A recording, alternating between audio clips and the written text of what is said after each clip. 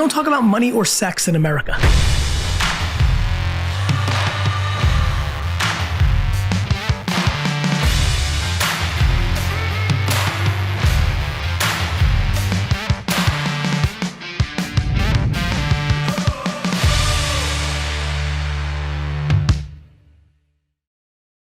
Ladies and gentlemen, please welcome my very next guest, Mr. Greg Slaughter from Phoenix, Arizona. So let's before we get too deep into everything, let's take a step back. What was it like growing up, Greg Slaughter? What was that childhood like? What kind of drove you into or wanted to be into real estate entrepreneurship? Okay, well, actually, I knew I wanted to be in real estate when I was 17 years old. Okay. I actually remember the exact moment I made that decision. Okay. It's just like it was yesterday. When I grew up, we were middle income, so we had good money. My dad provided well. We had a roof over our head. We had good food, but they were huge Consumer Reports fans. And at the same time, even though we had good money, they were always trying to be frugal with their money. Now, looking back, I understand why, but as a kid, you don't understand that. And so when my friends would get like a 10-speed bike, my parents would get me the three-speed bike. Yeah. When they would get the Mattel football game, I'd get the Calico football game. Yeah. And so this is kind of how I grew up, and I didn't have any problems with it until between my junior and senior year in high school, when everything came to a head for me personally, because I was a spoiled brat. I mean, let's be honest, that's what I was. And so I was on the debate team, and we came out of our junior year, and I went to the semifinals, and I just missed going to the finals. Okay. And I really wanted to go to finals and represent the state of Arizona my senior year. Well, one of the ways you do that is you go to a summer camp. And if you got to go to the summer camp, then you had the opportunity to get the topic in advance, and you got to go practice in advance. And basically, if you didn't do that, not only did you not get ahead, but you fell behind, which would make it even more challenging. Right. So I wanted this more than anything in the world. This was like, I had to go to the summer camp. Yeah. And I remember the day my parents told me that they weren't going to send me. We couldn't afford it, or whatever the reason was, I wasn't going. It was in the kitchen. We were over the breakfast bar, and they told me I wasn't going. I got so upset and so frustrated and so pissed off, quite frankly, being a spoiled brat. I ran through the sliding glass door. I slammed it so hard, I can't believe it didn't break. Yeah. And I just remember walking around that backyard for about 15, 20 minutes. And I was just telling myself, I will get in a position where I never have to worry about money. I have to have money. I never want to not ever be able to do anything. And it was at that exact moment when I knew I made the decision I had to become a millionaire. Yeah. So I was 17 years old, and it was like I had to find a way to become a millionaire. That's what I had to do. And so being on the debate team, I was very comfortable with going to libraries. So I literally went to the library the next day to start studying what's the quickest and fastest way to become a millionaire. So that's what I did. I went there, and I found at the time, and I don't remember the exact statistics, and things changed over the course of the years, but back then, and this was back in 1983, that it was something like 97% of all millionaires became millionaires through real estate. Right. Well, that's all I needed to hear. It was like 97%, I got to do real estate. And then on top of that, I found out that most of those people never even went to college.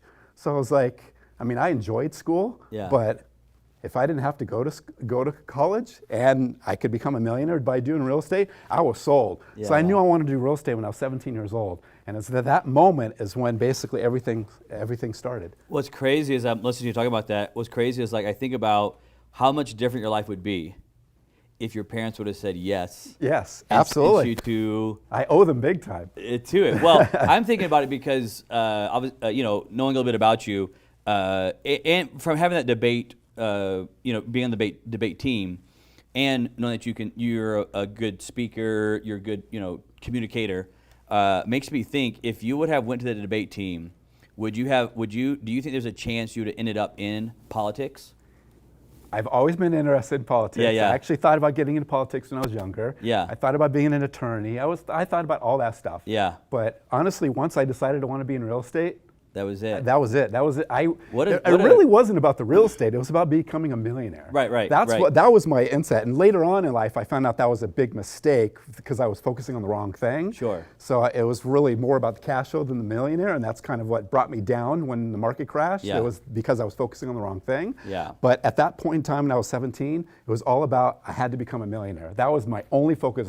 what do I need to do to become a millionaire? And at that point, you didn't really care. You wouldn't have cared what it was. Nope, Whether I it didn't was care. Stock trading, penny Nope. trading. And I did stock wouldn't trading, I matter. traded commodities, I tried all that stuff. You just wanted So that I- money to never say no, hear or say the word no again. Exactly. Interesting, man. Interviewing so many different people, there's lots of different stories, but yours is like a very specific, to the T. You know exactly where you were. You know exactly what happened. It's like ingrained in your It head is. there. It's implanted in my head. For the viewers watching, catch us up to speed. That was back in 1983. You said That was 1983. 1983 that happened. Catch us up to speed. You've been in business now. You've worked corporate America for a while. We'll get into that. But what is Greg Slaughter? What does he do now with his company? What do you do now in business? Well, right now, basically, my goal is to live off my rental property. So I do passive income off my rental properties that we've accumulated. And right now, actually, I'm in a transition because I'm more interested in the legacy phase of my life now. Okay. I just recently turned 50. My wife and I, unfortunately, we lost our daughter Narissa back in 2000, and we weren't able to have any other children. And so because of that, when I turned 50, you start thinking about life differently. You start, at least I did. I don't know what everybody else does, but I start thinking about life differently. You know, what is it that you really want to leave behind? Is it, do you want to just leave a bunch of rental properties behind? Right. You know, how is it that you can make a difference in the world? And so for me, I love helping people. My passion is helping people. I enjoy doing that. I love doing the speaking. I love that because it makes a difference in people's lives. Right. And when you can make a difference in people's lives, that it fills me up. So I love doing that, and I love real estate, and I love what it's brought me, and what it's done in our lives, and Kim and I's lives. And so basically, I put all that together, and I decided my legacy is I want to help people. So I actually set a goal that I want to help 1 million people in real estate. Okay. So that's kind of, I'm transitioning now in order to have the opportunity to do that. So you're trying to help 1 million people that want to be involved in real estate, want to do real estate. Yes. What's kind of the angle there? Yes, Helping well- them with what? I want to help them in whatever aspect they need to be helped in. So I've had the opportunity and the privilege, and I've been blessed to do a lot of all in single family though. So I've done wholesaling, I've done flipping, I've built spec homes, I've done all the creative finance stuff, I've done all the rentals, I've done property management, I've done all that. So I want to focus on everything that I've personally done, so that way I can vouch for my own personal experiences, in order to help them, you know, whether it's a brand new individual that's just looking to get in, maybe they have the vision to become a millionaire. Sure. I want to help them because I was there in their shoes. Yeah. I've also been in their shoes where, you know, where they know how to wholesale, but they don't know how to flip yet. I can help them there. But I really think the key to real estate, quite frankly, is the passive income.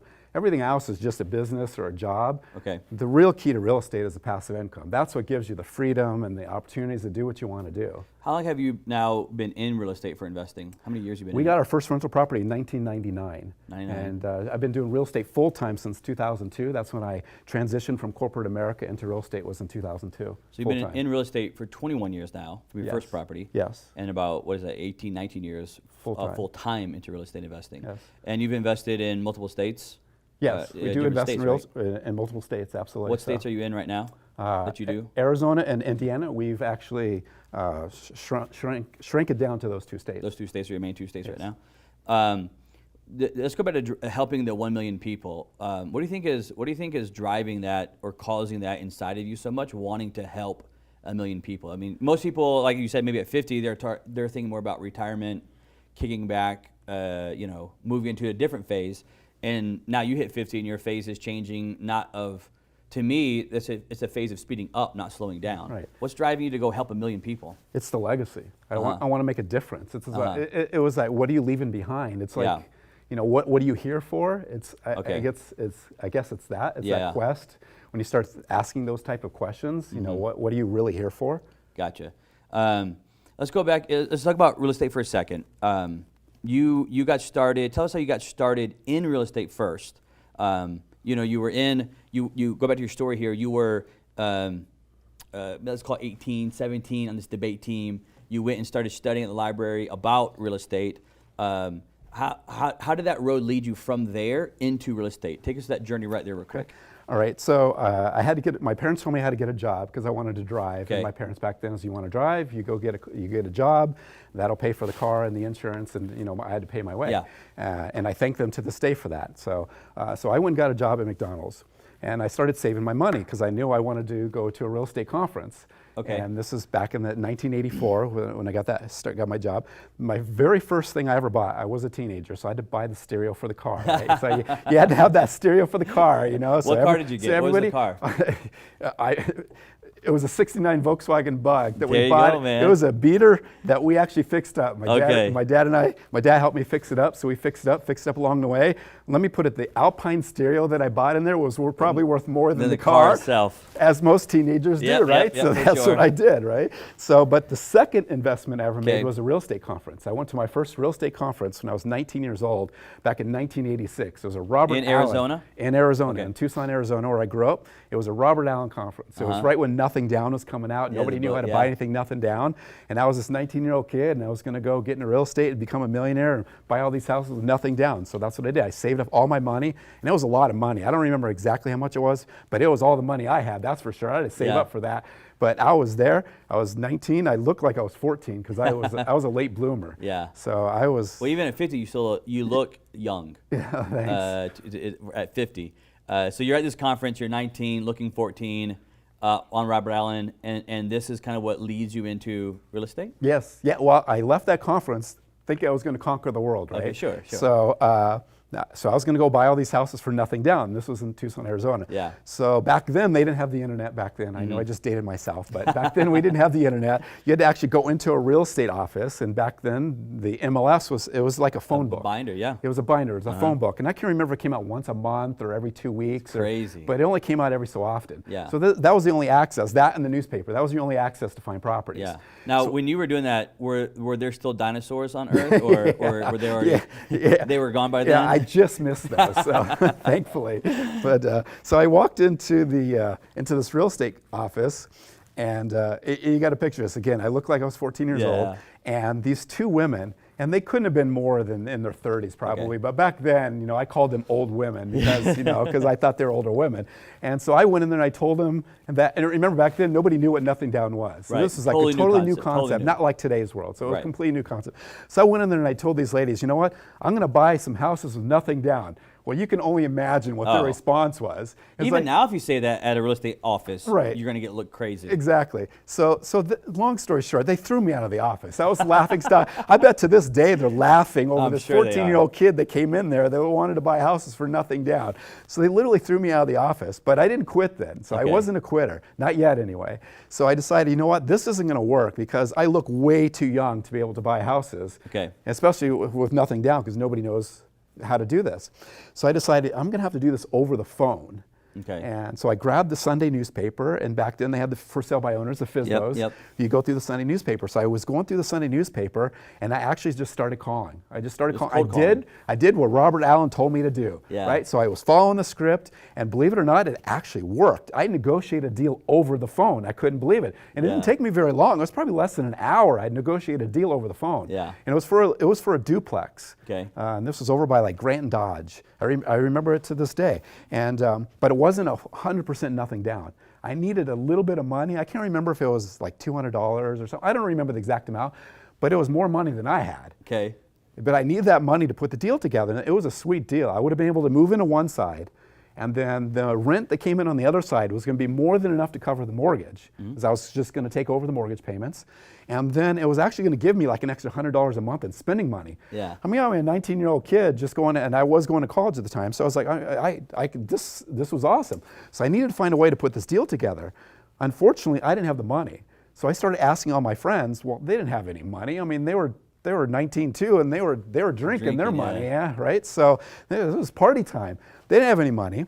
So I went and indirectly went and spoke to my parents, and I didn't directly ask them, but I kind of hinted. It's like, hey, I could really use some help. I need Yeah. some money or whatever. Well, they're doing what parents do back then. Is like, you shouldn't be worrying about real estate. You should be going to Focus on college. college. Focus on college. Get a degree. Get a good job. It was like, so they didn't give me the money. And so I couldn't come up with the money. Yeah. It was so frustrating that I couldn't put this deal together. That's when I I won't say quit, I put it on pause. So then I said, you know what, I just won't be able to do this right now.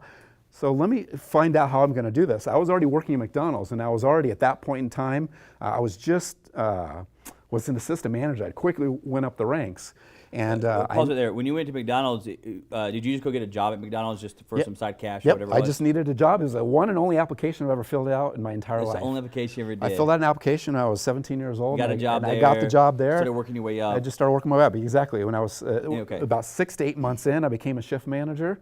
When I was 18 years old. Yeah. And then shortly after this incident with real estate, when I couldn't put the deal together, I decided, you know what, I'm going to pour all my energy into corporate America, into McDonald's, right, and make money, and then take the money and buy real estate. So I was still interested in real estate, but I just wasn't going to be able to get there the way I wanted to get there. I kind of let myself down. I kind of quit. So looking back, maybe that was a big mistake, but I don't know. So I started pouring all my energy and focus into McDonald's, and lo and behold, probably less than 6 months after that, I had the opportunity to run my own McDonald's restaurant. So I was such a D personality back then. I was so aggressive. Yeah. I forced myself in that position because I knew what my end in mind was. My end in mind was to become a millionaire. Sure. It wasn't to become a store manager at McDonald's, sure, but I was going to do whatever it took to make that happen, and I was super aggressive. I basically just took that job. I mean, literally just stole that job from other people. And so I went in there, grabbed it, and I took it. Yeah. So I was running my own McDonald's restaurant. I was 19 years old, and I poured all my energy and effort into that and just continued through the ranks. That's why we didn't get our first rental property until 1999, because that was on pause from 1986 to 1999. So there was a 13-year pause 13-year pause. 13-year pause. Of not buying any deals. Yep. Heavy into now McDonald's. You keep working your way up. I want to get to that for a second. But during that time, from those 13 years there, were you still studying real estate, or did you kind of like set it to a shelf? It was both. It was still in the back of my mind, and I'd still read books, and I was still very interested in it. But at that point in time, I'd really poured all my soul and energy and focus into corporate America to moving up as quickly as I possibly can. How high did you go? When I retired in 2002, I was a training consultant / business consultant, where I was located in Phoenix, Arizona, in the corporate headquarters there. And I was responsible for helping the western part of the United States with all their franchisees, helping with the training of their management teams and their crew and that kind of stuff. And so you went corporate side, McDonald's, worked your way up to training franchisees. If you will. Yes.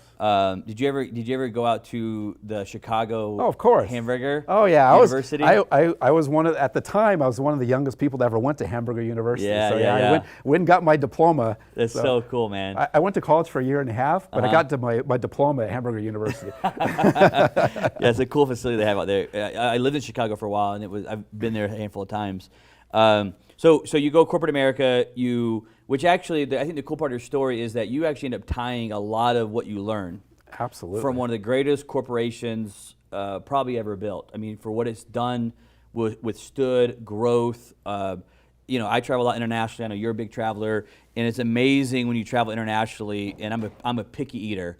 But when I see those freaking golden arches in like Thailand, right, where earlier it was, what I think was some very questionable meat at best, it's amazing how similar that quarter pounder with cheese is from Thailand, to America. Yep. So you actually took a lot of that training and ideas, philosophy, culture, and actually applied that into your real estate business and career, which I think, looking back, I know you said earlier that maybe it was a mistake that you didn't do that road, but also looking back on, I could also tell you, I could look at it and go to the other side of the equation and say, maybe that's actually what helped you succeed so much, is, a lot of entrepreneurs don't have any type of system process training. Right. And to me, like, anytime I get around you, I think as your eyes walk around a room, you naturally are trying to create systems for everything. 100%. Drives my wife crazy. Yeah. It absolutely drives her crazy. It doesn't matter what you do, you're trying to create a system for everything. Everything I do is a system. Everything. Every aspect of everything we've ever done in any business, in any real estate, I create a system out of it. And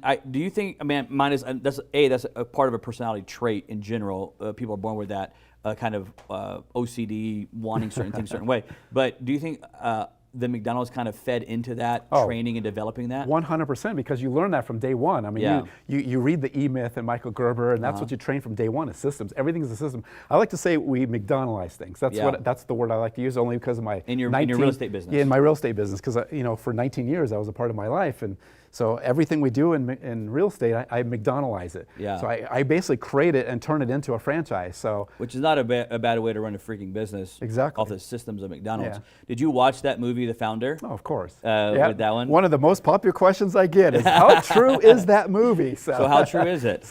Well, from our training, my training that I Uh-huh. received, the overwhelming majority of it was pretty accurate. Pretty accurate there. Yes. Another unique one that I've watched, I'm more of a documentary type. I enjoy documentaries, especially business type stuff. And this is a little bit more of a documentary / movie, perhaps. But the History Channel made the show series called The Men Who Built America. They made one, the Final Frontier, and they made one called The Food That Built America. I don't know if you've seen that one or not. I have not. And it goes through all the different restaurants, from like why they were created, from back in the day, into how they got, everything from Hershey's to the Mars Brothers, Kellogg Post, and McDonald's Right. is in that one as well. And I was going to get your opinion on that one. But if you enjoy McDonald's history, that's actually a pretty good one. Yeah. Well, the funny thing is, most people don't realize that McDonald's is actually in the real estate business. They're not in the of course. hamburger business. Yeah. Most people don't understand. And maybe things have changed, but back when I was still with them, prior to 2002, but McDonald's owned the second most amount of real estate in the entire world. Yeah. The second, number 2 holder of real estate in the entire Crazy. world. Do you know who number 1 is? The Catholic Church. The Catholic Church. Yeah, that's absolutely I'm in real correct. estate. I know so who that's owns good. what. Yeah, so Catholic Church is number 1, And I McDonald's would number 2. argue that the government owns probably the most, but we'll leave off of that for right now. So speaking of systems, let me give this question to you. What would you? Does Greg, being a systems guy, does Greg have a certain daily or morning or evening routine that you follow, or are you more of a wake up and go? Whatever happens that morning. No, What do you do? absolutely. No, I have a routine. I'm a systems guy. I have a Yeah, I routine. thought Of you course would. I have I a thought you system. would. Absolutely. If you want to peak, I want peak performance. Mm-hmm. And so in order to get peak performance, you got to have peak mind and Yeah. peak body. So I like to work out every morning, at least 5 to 6 days a week. Uh-huh. So my routine is basically I wake up, I drink a lot of water. Okay. That's the first thing I try to do, is drink a lot of water. And then I have this vision right now. It involves my legacy and all that. So I read my vision every single morning. It takes me about 20 minutes to read it. It's literally about Wow. 7 to 8 pages long. That you built out. I wrote it. You wrote it. Exactly. I wrote it. I'm constantly changing and tweaking it. Whenever I read that, it takes about 20 minutes And for me to read that. that call it casting a vision. That's what you're wanting down the road. And you wrote this 7 to 8 page Yes. casting a vision of what Greg Slaughter wants. Yes, Gotcha. absolutely. It helps me focus for the day, because Yeah. otherwise you don't want to just be randomly responding to emails and voicemails. And it helps me create a focus on, this is what I'm going to focus on today. And that way you're focusing on the bigger picture of things, and Yeah. really helps with time management. So I do that, and then I work out. And then after I work out, then I try to listen to a podcast. Okay. I used to like to read a lot, but as you get older, your eyesight's not quite the same, so I don't get to read as much. So now if I read late at night, right before I go to bed, Yeah. because then I can take my contacts out, and then it's easier for me to read. Sure. So now I'm really more into podcasts. So I listen to a lot of podcasts. So I spend usually about 30 minutes every single morning after my workout to listen to podcasts, and then I'll go take my shower and get ready, and then start my day. You don't listen to podcasts while working out? No, when I work out, I actually listen to music. Okay. I have a playlist? I have a playlist. I bet you do. There's like 40 songs on That this you playlist. go one after another. Yeah, and it randomly plays every day. So Yeah. out of those 40 lists, but I listen to the same 40 songs During your workout. literally every single day during my Gotcha. workout. Yeah, they're motivational mindset. Sure. They're like the Rocky theme, that kind of stuff. So Do you think that, I've interviewed different types of people, do you think that having a morning routine is key to success?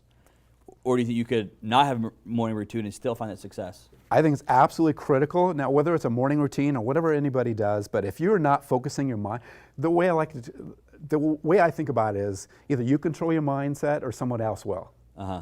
That's just the bottom line. So Yeah. I like to make sure that I'm in control mindset, so that way I can control what I'm going to do that day. Otherwise, you can get bogged down in the weeds real fast. Yeah. And a week can go by, a month can go by, a year could go by, and you're just stuck there in the weeds. And I just can't allow that. Life is too short. Time is Right. too short. And I want to make sure I stay focused. Interesting, man. I'm gonna shift gears here with you a little bit, and I'm gonna play a little game we called Rapid Fire. Okay? And I got a handful of questions here. We'll see which ones we can get through of rapid fire questions. And what I'm looking for is don't expand upon the answer. Just what is the first thing that comes to mind, or the choice, the answer, and then sometimes we'll go back to some of these if we can here. Here's the first one that I got for you. What comes to mind when I say the word Big Mac? A lot of memories Memories. That's Yeah. what comes to mind. that I may or may not want to share right now. Let's see here. Choose one. Sports scenario due to COVID no more March Madness ever, or no more Super Bowls. No ever? more Super Bowls. Super Bowls would be it for you? Yep, Super You Bowls would cut go. the Super Bowls. Yeah, no, I'm done with the NFL right now. Okay, let's pause on that one. First, I want to know, I know you're a huge sports fan in general, Yes. but you would choose March Madness Absolutely. over Super Bowl. 100% Because of the time. if my memory serves me right, you go to don't you go to all the March Madnesses or something? Yeah, I don't go to all of them, no, Okay. but I have been to some. Okay, and you're a huge college basketball fan, Yes, I'm a college sports fan, absolutely. college sports fan. And so, but you said you're done with the NFL right now. Is that just because all the politicalness that's getting Yes. involved with all the sports I can't and so forth? stand it. I'm a huge supporter of this country. God Yeah. bless the United States of America. I'm a huge supporter of it, and I will not allow anybody or anything to degrade that. Yeah, when you look at it, right? Because it's like this unique topic where you have all these sports people coming out now giving their opinions on everything, right? Whatever Right. it is they want to give their opinions on, they give their opinions on. Part of me, I'm okay with it because of the First Amendment and freedom of speech, and hey, you have a right to say whatever you want to say. I'm not here to tell you otherwise. And then it starts to roll over into the sports side now. So it's almost like, to me, it's like, dude, if you want to say stuff, stay on your side Exactly. of Instagram or your feed and say whatever you want to say. There's a time and place for that. Yeah, I think that's where a lot of sports and maybe just humans in general are missing. There's a time and place for everything. Yes. And then sometimes when you get that stuff out of whack is where it starts to really mess things up. Sports is supposed to be entertaining. It's supposed to be Yeah. it's supposed to be time where families come together and enjoy themselves together. Parties happen. Parties happen. Have a good time and let loose and let life's troubles behind you and just let go for that 3 to 4 hours when you're in Yeah. sports. And when they turn it all political, it takes all that away. It's no longer fun. It's not enjoyable. It almost turns into like a freaking news show to a certain degree. Exactly. It's like, dude, I watch news at a certain time, And I who needs never more of watch that? I never watch it before bed because my mind will just run all night long on we're all going to hell in a handbasket in this country. But dude, like now you're right because like when I watch sports, I just want relaxation and I want to almost comatose from business, from life, from politics, from everything else. Exactly. And it kind of drug all. I haven't watched them since all this stuff. I just haven't watched them in general. It's I have just not unique watched- where it's going right now. I have not watched an NFL game probably in 3-4 years. Yeah. You think you ever go watch one again? Maybe if they get different leadership, things Yeah. change. But right now, not a chance. Yeah. Unique one that's going on right now on the NFL is, they're obviously they have this huge outcry right now with like let's use one name in person. We all know Colin Kaepernick about kneeling. And then kneeling on the sidelines and so forth. But then, like, there's this other huge controversy of saying, well, where were you when Tim Tebow Exactly. was kneeling? Yeah. And it's like completely gone from that was completely illegal and nobody cared, and Yeah. now this one is like promoted and publicized. Absolutely. It's like it made me think of that when you said the leadership and how Yeah. the leadership dictates where that's going right now. Leadership needs to change. Yeah. The issue with it is there's so many owners that freaking love Goodell because of the money that he's made them, Yeah. as leaders, as owners of NFL. And the only way I think that it changes, because they're the ones who vote him in, is that the money has to change. When that money starts to change, of Yeah. course, everything else changes, behind it there. Okay, invest in, you're an investor. Would you invest in red states or blue states? Obviously, red states. Invest in red states, okay. Here's another one for you. Would you rather work as a fry cook at a McDonald's where Darth Vader was the manager, or eat at McDonald's where, I can't pronounce this word, Samia Gold from Lord of the Rings was running the grill? I guess the Darth Vader one. Work at a fry I think cook. I already did that, so I'm going to have to go with that one. I've already been there.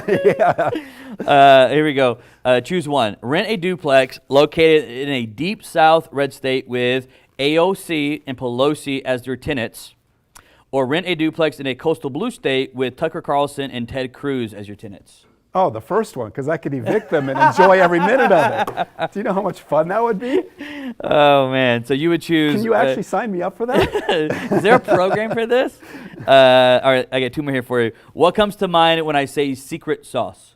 Oh, Big Macs? I don't know. Big Mac secret sauce, man. Is there really a secret recipe for that? Well, I think it's can't just like reveal Thousand that. Island, isn't it? I don't even think we were ever revealed the actual Not even at- ingredients. not even no, at the it just came to the university, huh? stores. Yeah, I never actually learned what was in Just it. came in the stores in a 5-gallon bucket, and then you guys passed it out, or a 55-gallon drum, maybe. Right. Last one I got for you. Would you rather get lost in the Arizona desert with President Trump, or live on the streets in downtown Gary, which you're a big investor of, Indiana, with Joe Biden? Trump. So you would rather get lost in the desert. Absolutely. With Donald Trump. I'd probably stay lost on purpose for a few hours just to enjoy that moment. It would probably help his tan out a little bit, man. He'd maybe go from an orange to a nice bronze if that were to happen.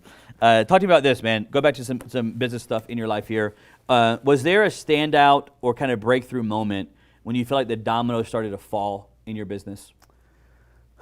I think it was probably the moment when I really started, when I learned I made the mistake of trying to focus on a millionaire, and that's what brought us down. Because we actually crashed and had to file for bankruptcy and everything. Wow. So we had to file for bankruptcy in 2010. And that's because my emphasis before that was 100% on becoming a millionaire. And you know, that's on paper. Yeah. It really wasn't cash flow. I mean, we had cash flow, don't get me wrong. But when I made that transition in my mindset to actually focus on, I don't really care. Like, I couldn't even tell you what our net worth is right now. I don't care. It doesn't matter to me. What I can tell you is what our cash flow is. Yeah, that monthly cash flow. Because that to me is the most important thing is cash flow, the residual income. The minute I made that transition in my mind, I think everything changed. I think also at the same exact moment, that's when I realized that I didn't want to just invest in my own backyard, because if I continued to do that, I wasn't going to be able to accomplish what I needed to accomplish from the cash flow point of view. Yeah. That's what actually took us to the Midwest, because I was born and raised in Arizona. We live in Arizona, but now I do the overwhelming majority of my investing for cash flow reasons in Indiana. Yeah, getting outside of that comfort zone. Exactly. So many investors and business owners refuse to leave their backyard, basically. Absolutely. And I think and it holds them back. Exactly, absolutely. I think it held me back for years, because you know, I think a lot of people actually teach that, and you know, just invest close to you and all that kind of stuff. And I understand that, and I get that, especially if you're just starting out. Your first property shouldn't be 1,800 miles away. I mean, absolutely. But once you get some experience and you have some rentals or whatever, I think it's in your best interest to expand elsewhere outside areas. The opportunity completely changes. Absolutely, And markets different is strategies, totally right. different, right? Yeah, what I'm doing in Indiana, I can't do in Arizona. Yeah. And what I'm doing in Arizona, I can't do in Indiana. It's not like It's you chose to completely go different there models. because you didn't like Arizona. If No. you chose to go there because the opportunity was there, Absolutely. which allowed you to expand. Absolutely. I mean, if I could do everything in Arizona, of course I would love to do that. Yeah, yeah. But We don't live in a perfect world. It wasn't gonna. If I focus on what it was I was trying to accomplish, which was the cash flow, I was going to be dead before Yeah. I could get anywhere near the cash flow that I desired. I remember a while back, probably around 2010, I was meeting with high-level VPs at Home Depot. And I'll never forget, it goes along with what you're saying there, I'll never forget he said he had lived like in, I don't know, maybe 12 different states. And now he was at corporate in Atlanta, and he worked his way up to like a vice president role. And he said, there's a slogan in corporate world, if you want that high-level success. And he said, you must go if you want to grow. And what he was saying was, especially in the corporate world, you can't just stay in that one store and say, I'm going to wait for the next position to pop up. I'm going to stay in this one store, and then eventually the manager will be available, and then I'll keep the district manager in my area will be. And he said, if I would have stayed in that one store, I'd probably still be in that one store. Right. Versus now he's at great success, all at the corporate level, because he was not afraid to go to grow. And it kind of happens a lot I see a lot in business, that you got to be willing to get outside that comfort zone. Right. And the funny thing is, I kind of learned that in corporate America, because I had to do the same thing. Because I went from Tucson to Las Vegas. We lived in Las Vegas for 5 years because I had to go there in order to grow. And then I relocated back to Phoenix because I needed to grow. So I kind of knew and understood that in corporate America, but for whatever reason, when I got into real estate, it was just like, you know, keep everything close, keep everything A lot of people near. teach that. A lot of people Exactly. teach And that. I was following that until we crashed. Yeah. And then after that crash, I was like, I had to really think things through. It was like, if I really want to accomplish what it is that we want to accomplish, I can't do that here. Right. I just can't. I want to go back to something you said a while ago that I think is unique because of just you saying it. I want to get into why you said it. A while ago you said that you mentioned that you actually failed in real estate in 2008 through the crash and ended up filing bankruptcy in 2010. Yes. And my first thought when you said it is most people would never ever say that. Like it's one of the things that people would never talk about. They want to hide it and never mention it. You mention it on the show. What number one, I think my first question is, why are you okay with talking about it? Well, it's a part of who I am. I think it changed who I am. It completely changed the way I invest. the way I look at things, the way I do things. Yeah. And that, honestly, I don't think we would be where we are today Right. if we wouldn't have experienced that. Now, Yeah. it was the low of the lows at the moment. I mean, when Yeah. you go from, we had achieved what I had thought we had achieved anyway. Yeah. We were, the millionaire. You had the money, We yeah. had the money. We had a nice house. We had nice cars. We had maids. We had a lot of nice stuff. And we went and traveled Europe for a month and had a good time. And when the market crashed, you suddenly learned that we had nothing. We had just a bunch of cards that just came a crashing down. Yeah. Because it was all about just the equity and that kind of stuff. Uh-huh. So it completely changed everything in the way I thought about real estate, the way I do things, the way I look at things. So because it's just part of my background, the way I do it, I'm not afraid to admit that. I think it's because that helped create the success that we have today. Yeah, I think looking through that, so many people, number one, I think in entrepreneurship, are afraid of failure. And a lot of times just the fear of failing prevents them from ever moving forward. And I think the same thing is true in real estate too. Do you agree? Right. Oh, absolutely. Is that the fear of failure is just like overwhelming to people? Yeah, it is amazing the number of people. I've had the opportunity to obviously help a lot of people, and I ran an investment group for 4.5 years. And it's amazing the number of people who just go to meeting to meeting to meeting to Yeah. meeting, and they never do a deal. Right. I mean, you've been coming to meetings for 3-4 years. Right. There's nothing else I can say at this Go do a point. deal. There's nothing else. There's nothing else you're going to read. Right. There's nothing else that can be said. Right. At some point you just have to pull the trigger. I think when you find successful people, I always feel like anytime you find successful people, for the most part, broad stroke here, is you'll find successful people have battle wounds and scars from failures. Yeah. Like I think sometimes people in entrepreneurship and business are thinking that somehow or another they're going to get unscathed through this process of business and come out with like no fear, Yeah. no debt, no loss, nothing happened. Right. In reality, anytime I interview successful people, they can always tell me about failures. Right. And most of the time, they'll actually start conversation, like one-on-one conversations, a lot of times with failures. Yeah. Because that's where so much of the learning curve of real life, of real business, entrepreneurship happens from. Yep. I think you're another case of that, showing that in that failure of bankruptcy is where you actually flipped the switch. Yep. And went and changed the whole model. Yeah. And went forward from there. Yeah. When you go from one extreme to the other, we lost our house. We lived in a small rental house. Yeah. We had to go borrow money from our parents. That was so degrading. It's just like you never forget that. Yeah. Talk to me about, right now you're doing in the Midwest, and you're doing rental properties in the Midwest. Yes. What ended up driving you, you mentioned earlier, what ended up driving you from, Arizona, beautiful, beautiful state, retiree state, like Florida and Arizona is the place to be, right? People move there, vacation there. What made you go to the Midwest? Indiana specifically, let's say. Okay, well, I needed the cash flow, so I needed a better cash on cash returns. We could buy rental properties in Phoenix, Okay. but there you have to leverage them, and the minute you start leveraging them, I knew it was going to take 30 years to pay them off. I was in my early 40s at this point. Uh-huh. I didn't want to wait 30, 40 years. Who knows what's going to happen? I go to the Midwest, I could buy really cheap little properties, I could pay cash for them. My strategy at the time was I'd flip properties in Arizona, I could make good money on flips, take the cash I was making off the flips in Arizona, and then buy rental properties in Indiana. You buy these little cheap, $20,000, $30,000, $40,000 properties, pay for cash. Right. They're little cash flow kings from day one. Yeah. So cash flow is what drove you 100%. to the Midwest? Yep, absolutely. Was there any type of data or anything that you can remember, I know it's been a long time, Yes. that ended up driving you maybe to helping you choose to go that direction?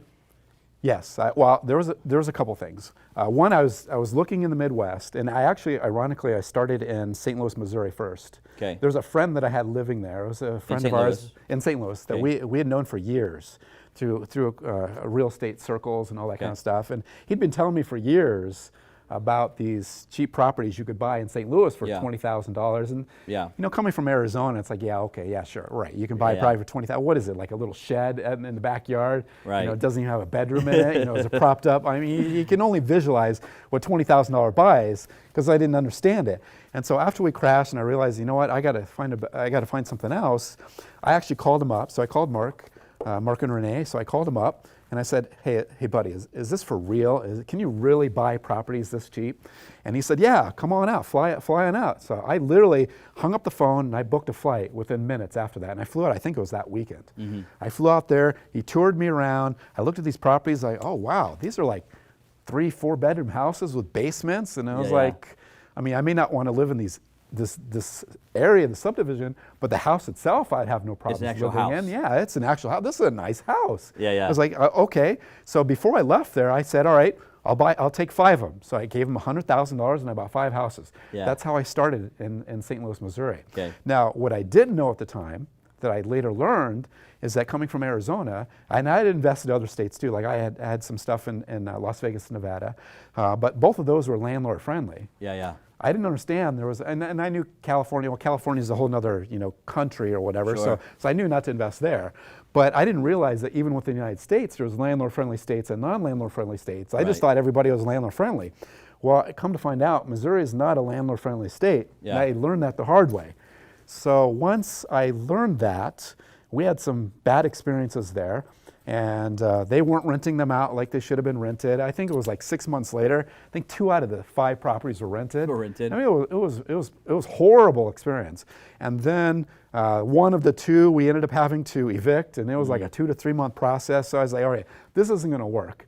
But I took the lessons from when I was 19. I was like, I'm not going to quit.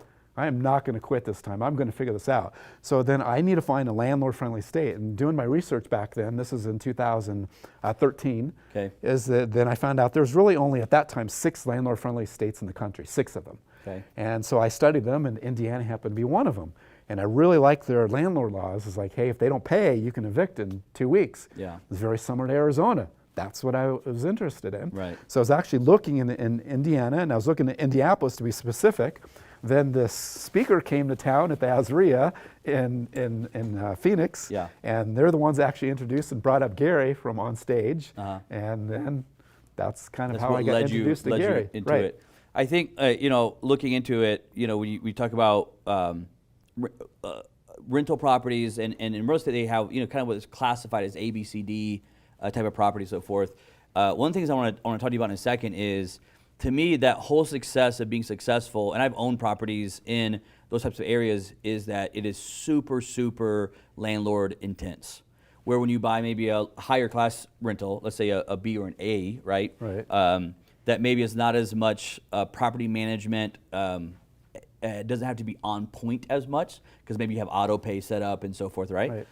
Where these are a lot different. And a lot of times people fail at lower end rental properties because, and I think the reason they fail is either A, they jumped into a blue state with horrible laws, and nobody, I always said, nobody knows more about rental laws than the freaking tenants.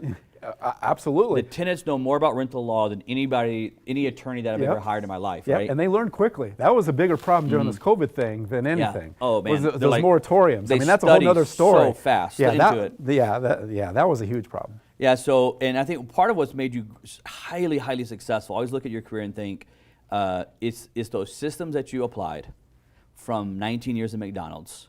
You're the only person I've ever seen that truly was able to build wealth, cash flow wealth, not just for yourself, but for others as well, in this type of area. And I think it's because you had so much systematic approach into the landlording process. Talk to me a little bit about that. I agree 100%. This is where McDonald's came. Those 19 what I'm years saying, of it came full McDonald's. circle for you. 19 years of McDonald's came into play because everything's a system, and property management, like you said, when you're dealing with C plus properties, it's 100% management. I mean that you're going to make it. You're either going to make money or lose money. 100% on the property management. I agree with that 1,000%.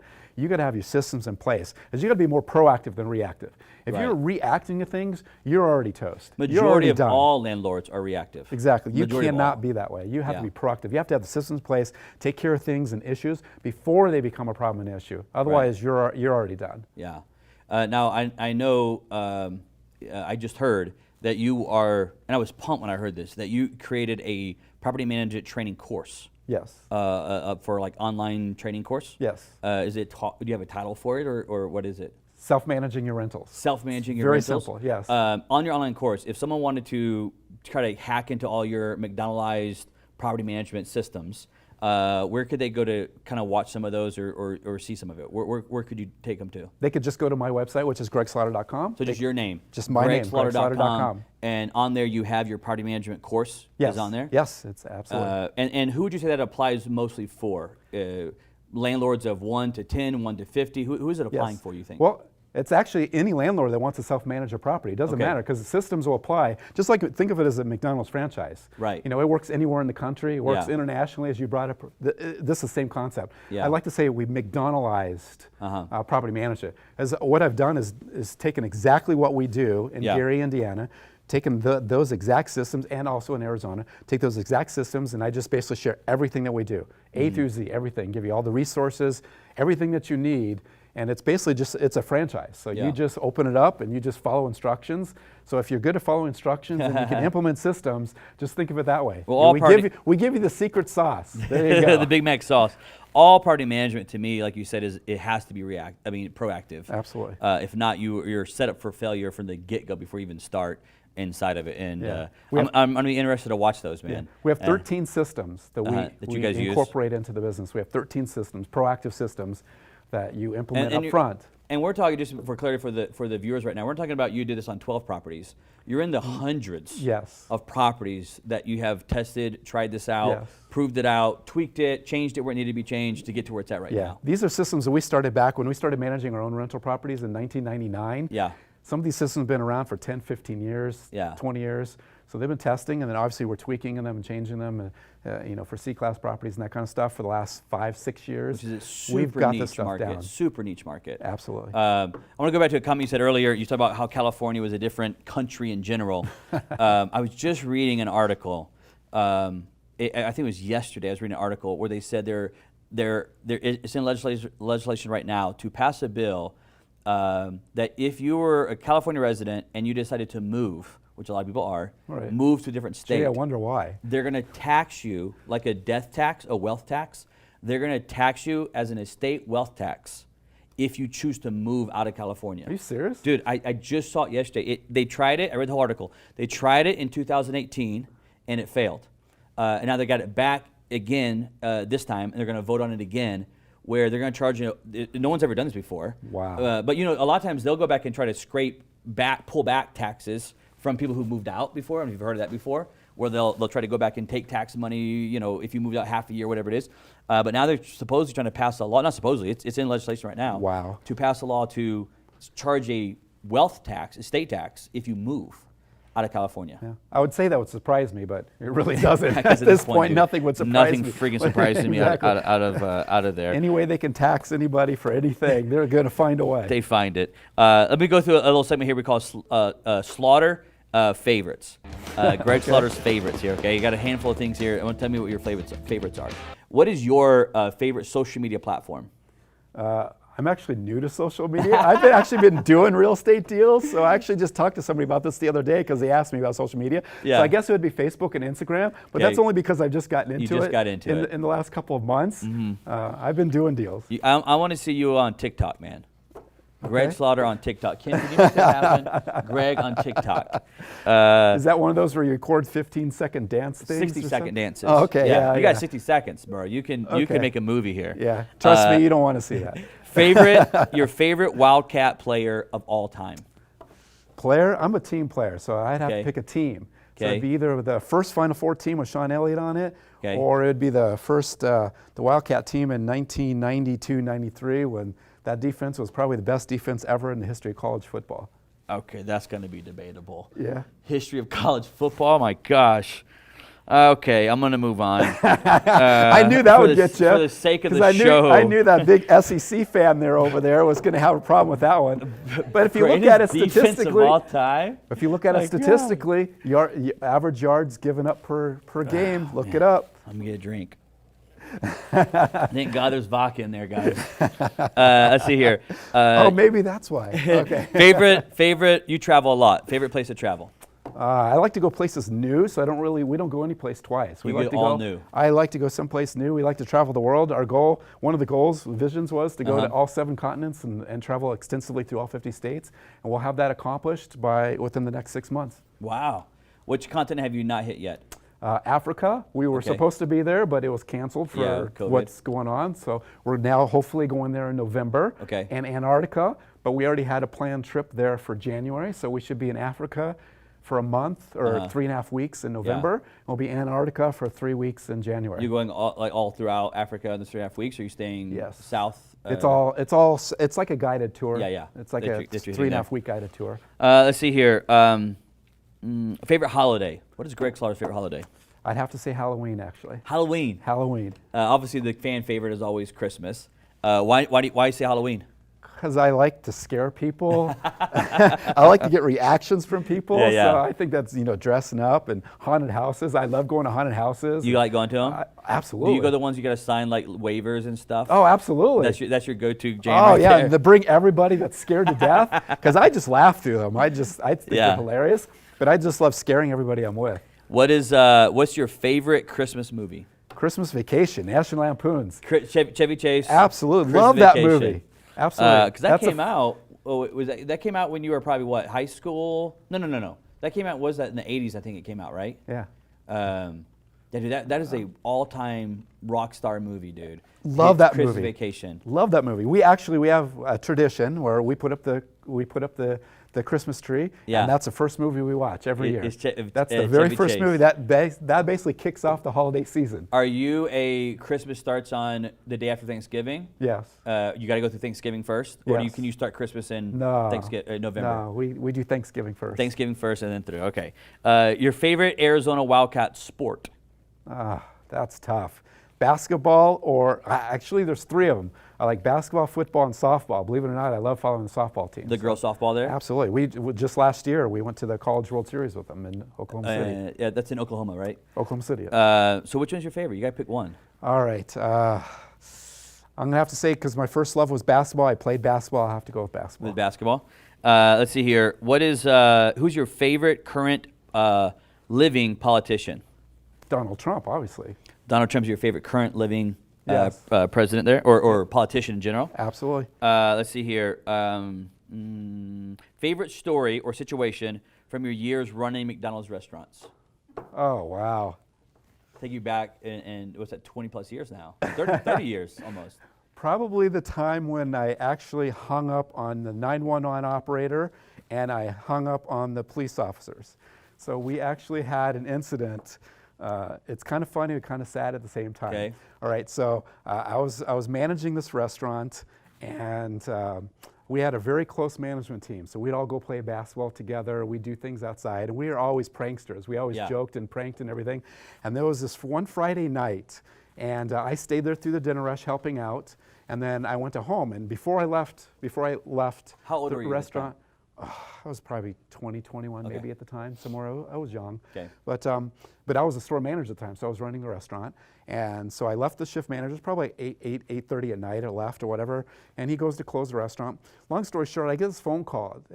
So before I left, so I got to set this up properly. So before I left, I told him, no pranks tonight, I'm really tired. So no pranks tonight, don't go there. I'm not in the mood, because I was really tired. And it was the end of the week, and I needed some rest. I get the phone call like 12:30 at night.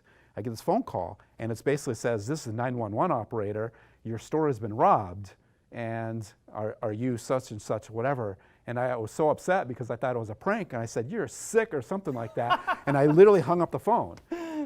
And so 60 seconds later, they call back, and then this time it's a police officer. It says so-and-so with blah, blah, blah, blah, blah, blah, and with the Pima County Sheriff's Department, and I'm sitting here outside your restaurant, and there's been a robbery, and your manager's been shot, and you need to get up here immediately. And I said, you guys are really, really sick, and I hung up on him. Oh my goodness. So I hung up on both of them, right?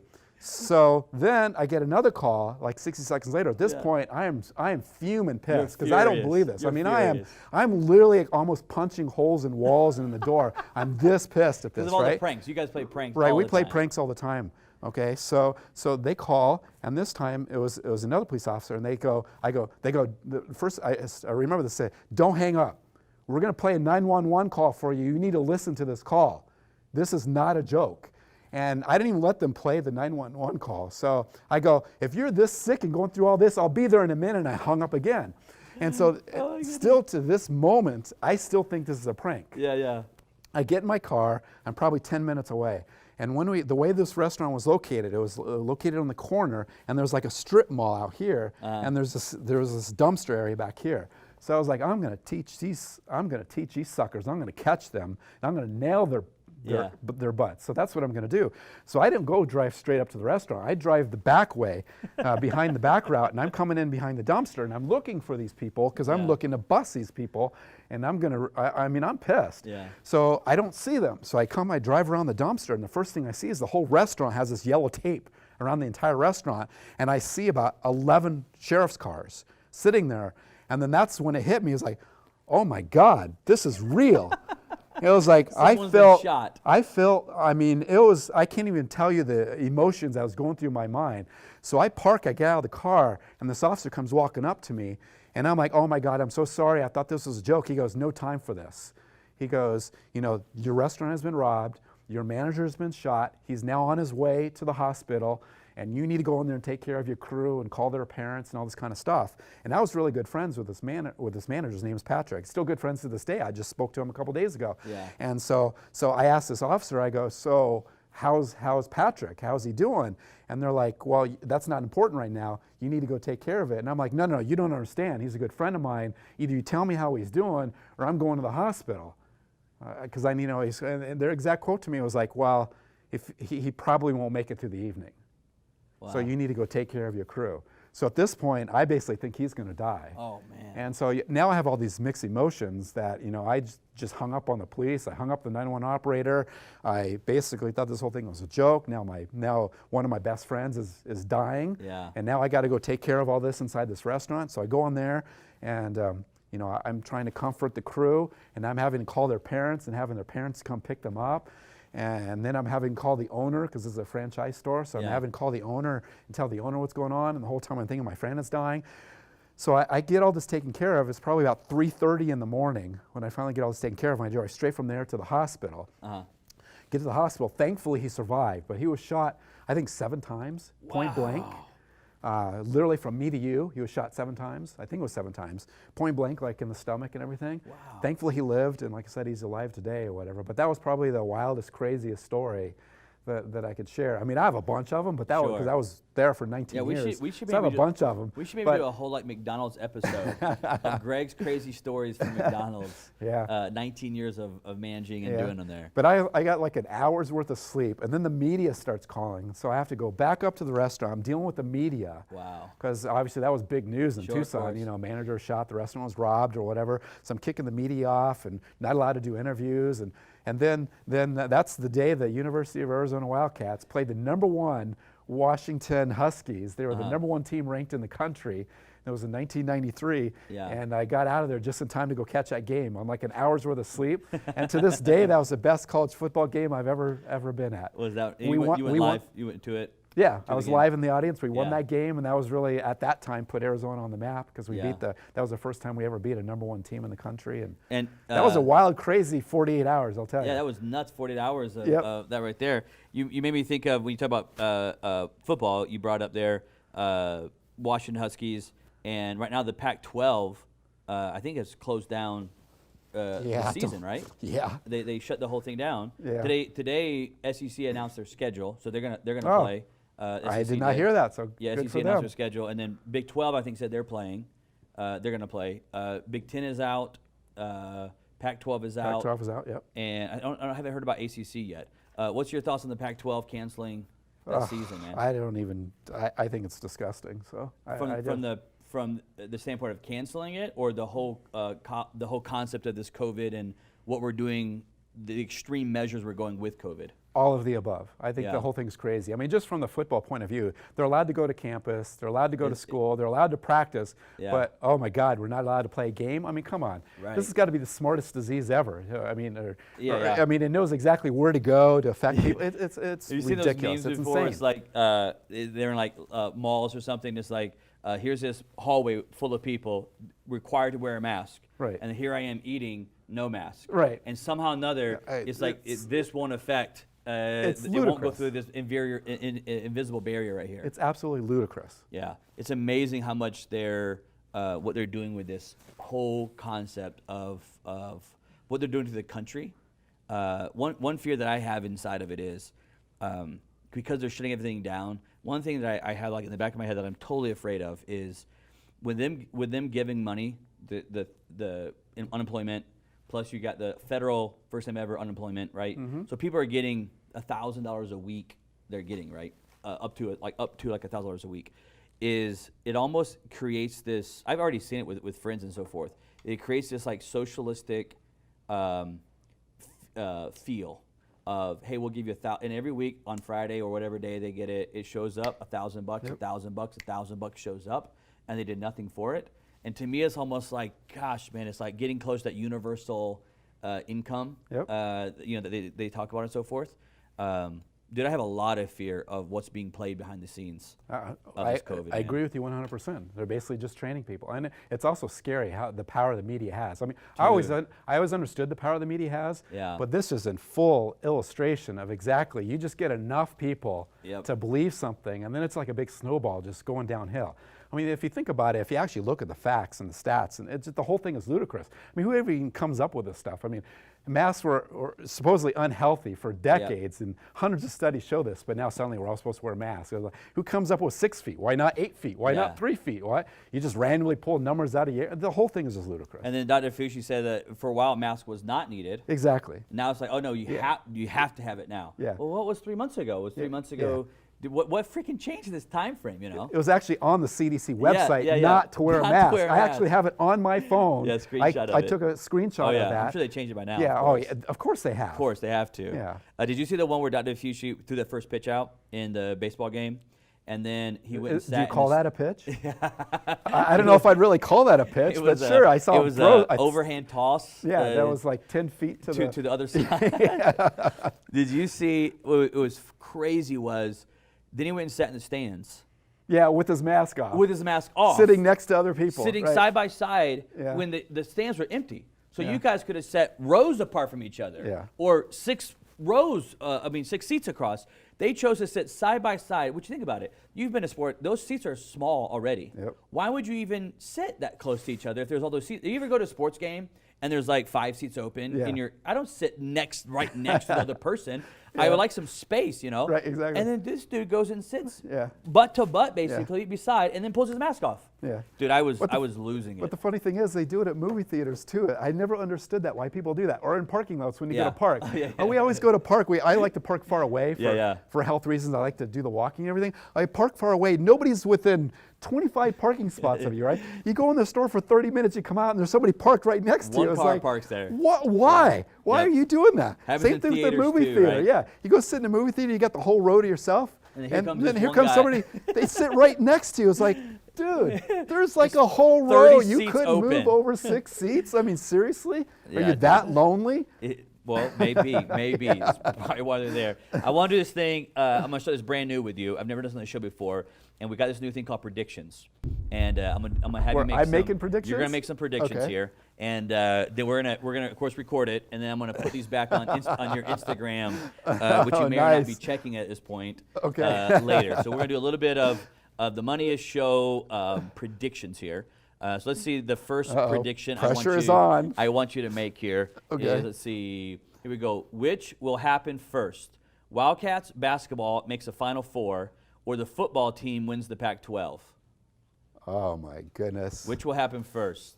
Wildcats make the Final Four, or the football team makes the playoffs? I'll have to go with Final Four. Final Four? Yes. I like you because you're a dreamer. You know what I mean? You're a dreamer, and I like that about you. If I was a dreamer, I'd be dreaming about the football team, actually. So I'm trying to be realist here.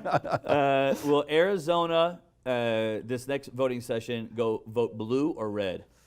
It's kind of becoming a big swing state. I know it's a toss-up, but I really hope and pray it's red. What's so your I'm going to prediction? go with red. I'm going to go with red only because I want it to be red. So you think Please be red. You think it's going to go red? Dude, it's going to be Georgia's the same way right now. Right. Georgia's starting to go back and forth right there. Well, here's what I believe is I think there's going to be a lot more red. I mean, not just in Arizona, but throughout the country, because you still have the silent majority. I mean, there's a lot of people out there that are afraid to admit that they're going to vote for Trump because they're afraid of what's going to happen to them. Yeah. You put a Trump sign in your yard or on your in your car or truck or whatever, it's going to be vandalized. Yeah. You know, you put something on there for Biden, you don't have any worries because we're not going to go vandalize your crap. But you put something on there that says Trump, you're taking risks. risk. So you believe in the silent majority? Absolutely. I know personal friends. I know people Uh-huh. that have come up to me and said, I'm a huge Trump supporter, but I can't say that out loud because Yeah. I'm afraid of what's going to happen, even within my own family. Absolutely believe that. Because you from the beginning have been a outgoing Trump supporter. 100%. From day one, really. Day You- one, you were the on- day he came down the escalator. Yeah, I you was, were- I you was were a on the Trump Trump fan on train. day one, right? You were the original Trump train guy. Yep, I was a Trump supporter from day one, and I was helping with my own family trying to get them on board with Trump. So, And let's see, last prediction here I got for you. Let's see, it is which Pac-12 team will finally beat an SEC team in a college football game? Just, if you had to pick which team do you think it would be? oh wow. And I'll let probably you go have to against say- Vanderbilt. It's okay. Just you can play Vanderbilt. Well, here. then I'd have to look at Jake, the take schedules. Take us back to the teams here. Do I get to look at the schedules? Just Because pick if one I of you- saw the schedules, Just pick one of these huge teams that you guys yeah, have. I was out going to there. say I'd have to say. I'd have Just to pick go. a powerhouse that you guys have. I'd have to go with obviously I'd go with probably Washington or Oregon or USC. I mean, you have to go I'm with- sorry. I said powerhouses. Try to pick a powerhouse, like one of the really good ones. Well, that might be a struggle right now. So, hey, I'm a huge Pac-12 proponent and have been for. And the whole BCS crap was all load of crap. But I will say this. On the record, because this is actually on the record. On the record, man. The SEC, and everybody that knows me, Oh, I LSU know. was by far and away the best team in the country last year, and I was saying that from the second week of the year. What, that LSU? nobody was even close to them. Some people were trying to buy into this Ohio State thing. Yeah. I never bought into that for a Dude, second. there's some dude. So, there's some so- guy named what's his I name? never- Edward. Yeah, Edward. yeah. Some guy named Edward is like this huge Ohio State guy. And I'm Yeah. like, dude, what are you talking about, I have dude? several friends that are Yeah. Ohio State friends. I never bought into it for a second. There was LSU and everybody else. It was, So dude. I will say that LSU deserved that championship. The SEC deserved that championship, and that's hard for Yeah. me to say and swallow. But they deserved it. They were by far and away the best team in the country. Yeah. I mean, what about the last 20 years? Well, that's a the whole nother SEC conversation. and all No, the no, no, no. championships. I'll go BCS. BCS and prior to that, no, that's debatable. No, Dude, the we B- should just had a show with you and Trump and you and and football. Yeah, and that would have been you and I have great gone round show. and round before about Pac-12 and the BCS Yeah. crap. Well, we don't have to worry about this year because you guys already threw the towel in, which I thought was a smart move. Well, actually, just to get away from the beating in general. It probably is a mercy call. Throw in the white towel. In that aspect, I probably agree with you. I do like Washington Huskies coach. I love Yes. Chris Peterson. Absolutely. Love that guy, man. Yes. What a great stand-up guy. And I hope he can. He already is doing a good job. I hope he can keep driving them Yes. to a cool title there. And then who else you got over there? That's coming up. You always got Oregon, but dude, they've never really been able to always put it Yeah. together at the last. One of the coolest, obviously, you can't argue, the coolest college football programs probably out there. Yeah. With all the uniforms. And that's the loudest stadium I've ever been in. Is Oregon I've Ducks. been in a lot of stadiums, and that was the loudest stadium I've ever been in. Yeah. I went to a high school stadium one time in Georgia that was louder than that, so I'm not going to put a lot of Yeah. clout on that right. one. Okay. Hey, I've been to your SEC fans. Yeah. I've been in SEC stadiums. I've been in LSU Stadium. I've been Yeah. there. I've been in, and trust me, the Oregon was louder. Ducks. I think you're the only person that's ever said that though. Yeah, Like, I don't think there's, so. There's no blogs written about Oregon's loudness. All right, man. I'm gonna let you go. Before I let you go, dude, I love talking to you. Great businessman, great human. I think. I mean, I interview a lot of people, but I think I would classify you as just a salt of the earth type of guy. I got two final questions for you. One is I want to talk to you about Money Is real quick, but secondly, before we go, I want to talk to you about your wife and your partner in business. Okay. And you guys have done a tremendous job of having a marriage and having a business partnership. She's highly involved in your business. Just talk to the viewers a little bit about having a relationship in business there. Right. Well, it's fabulous because we get to spend. I mean, we're literally together 24/7, Yeah. 7 days a week.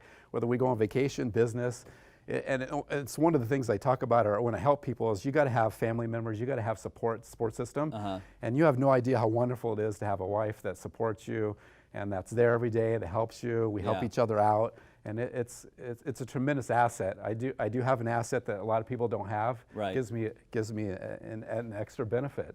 Is So- there any secrets? I mean, obviously when you get into marriage and then you add business into it, there's already stress from marriage and then business. And is there any kind of secret that you could try to share with the viewers that are doing a relationship in business to try to help them be a little bit more successful? Anything you guys do? Well, my first hint is it wasn't easy at first. And when we first started working together, when we first got, I mean, heck, when I even got started in real estate first, it was not easy. We fought like cats and dogs, and it was not easy. But I was adamant about being, I was going to be successful one way or the other. And I know this may sound really cold and blunt, but honestly, it's at that point in time that I was not going back to corporate America, and I was going to do whatever it took. And I literally basically told and I'm almost ashamed to say this at the time, but now, but at the time I basically told her either you get on the bus or the bus is leaving. I mean, I was that focused and that driven to we were going to be succeeding in real estate with or without her support, because honestly, at first, the support wasn't there. Now, we talked through it, and because we have a wonderful relationship and a wonderful marriage, we talked through it, and we got through that, you know, probably 12 years ago, 15 years ago. I don't remember. It's been a while, and since that moment, I mean, we are a wonderful team. We work very well together, and my strengths are her opportunities and vice versa. You know, I have opportunities where that's her strengths, and we work really well together. We mesh really well together. Yeah, I've always seen her as an intricate role in your success. Absolutely. And I should say with your guys' success, I've always seen her as a very, very key role in driving that success that's there. And I've always, from a distance, kind of admired your relationship to have a marriage and then relationship to have a business and co-work together. And like you said, you guys are literally 24/7, not in business, but because you do travel together, travel for work together, go home together. And right now, and maybe because there were not kids there, it's literally 24/7 is you two guys are in there together, man. And I've always admired that relationship you guys have had. I want to, final question here, go through the money is sign here, and this is the money is blank for Greg Slaughter, and I want to get your answer, whether one word, 2 words, whatever it may be. I'll have you put your answer here. I want you to sign it right here, and then we'll talk about what your kind of answer is right there. Okay. Let me get you the Sharpie out. Hopefully you can read my handwriting. See, this is usually where my wife helps out with the This handwriting. is where she comes in a lot. Yeah, so this is more of her strength than mine. So I'm going to do the best I can to write this as neat as I possibly can. Neat as you can. But so this is going to be 2 words. That's fine. So I'm going to put this on here.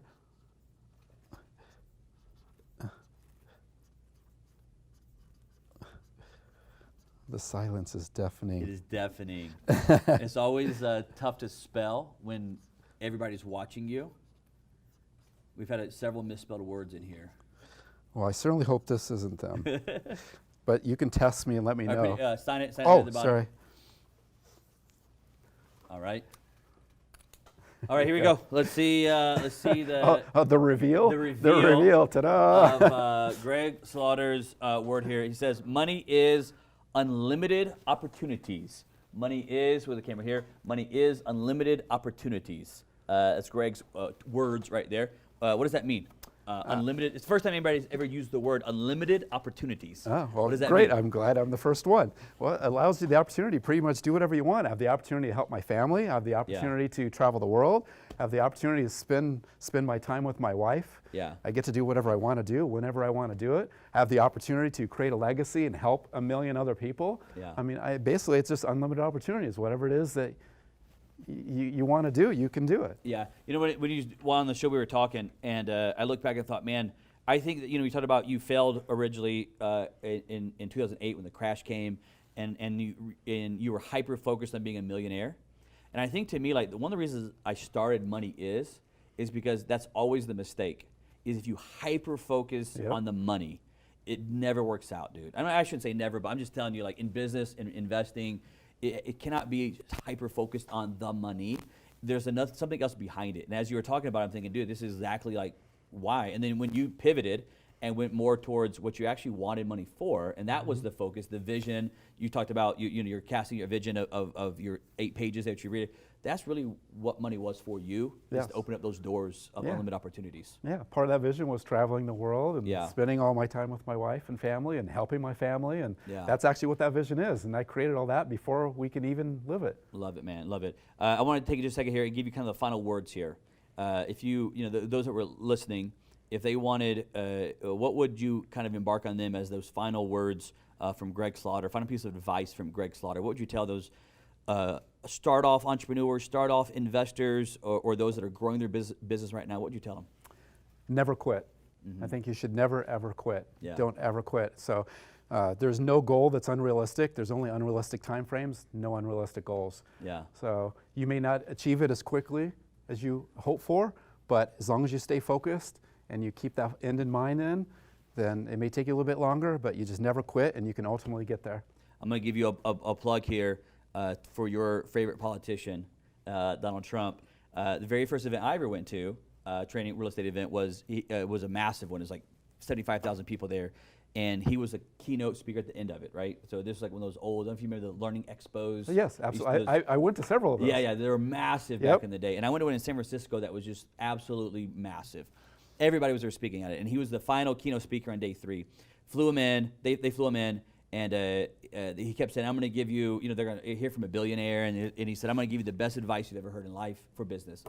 And dude, I had been on the edge of my seat, like all his whole speech. I'm gonna give the best advice. This is gonna be the best advice. And I'd already heard Tony Robbins speak that weekend, Kiyosaki speak, like all these. Right. They were all there speaking. I'm thinking, my God, this is the one. This is gonna be my secret that I've been waiting for. And this is my first event I ever went to. I was like you, like 19 years old or something. And his advice was, don't quit. That was it. And he said, don't quit. The same advice you just gave.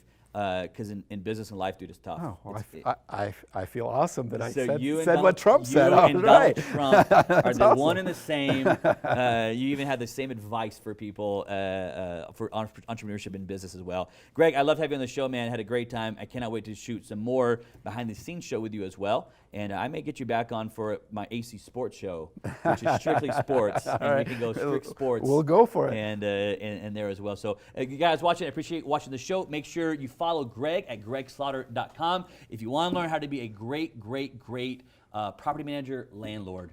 This is the guy, man. I go watch his videos, watch his training on gregslaughter.com. Make sure you guys follow him. I will see you guys next week on The Money Is Show.